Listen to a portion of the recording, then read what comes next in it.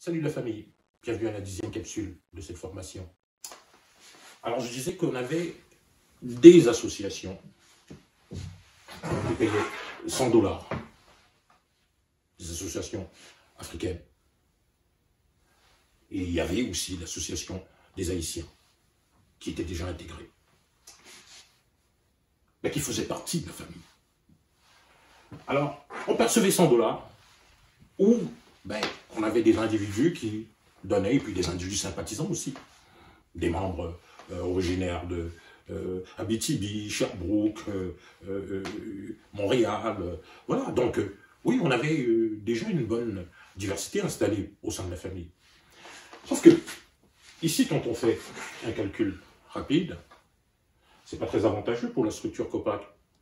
Parce que, voyez-vous, si on perçoit 100 $ des associations, et qu'automatiquement leurs individus sont membres du COPAC, comment on fait pour gérer toute la mission qui vient avec? Vous savez, toute la mission du COPAC, la mission c'est nous réunir, mais dans la mission il y a des objectifs, parce que c'est pas tout nous réunir. Il y a des objectifs, s'assurer que l'intégration socio-économique des membres, notre intégration socio-économique se passe bien, s'assurer que au niveau de l'emploi, au niveau même des nouveaux arrivants, il faut être sûr d'être performant.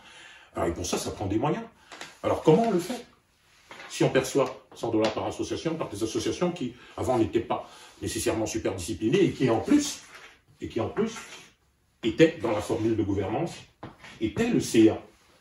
Parce que dans la formule de gouvernance d'avant, il y avait un CA qui était les associations, et ensuite, il y avait le bureau exécutif qui était les membres de l'équipe. Que nous sommes en ce moment.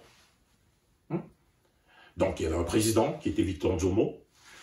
Ensuite, il y avait un bureau exécutif. Il y avait des vice-présidents dans le bureau exécutif. Des vice-présidents élus dans ce bureau exécutif. Et il y avait un CA qui représentait les associations. Je peux vous dire tout de suite que c'est une formule de gouvernance extrêmement fragile, mais je vais vous apporter des points, tout simplement. C'est extrêmement fragile parce que la gouvernance du Conseil panafricain reposait sur un CA, donc des associations qui étaient déjà en elles-mêmes très fragilisées. Pour ceux qui connaissent le monde associatif, les associations, c'est pas déjà facile. Ok, au niveau de leur, au niveau même de leur budget. Donc, au niveau de leur discipline, de leur régularité.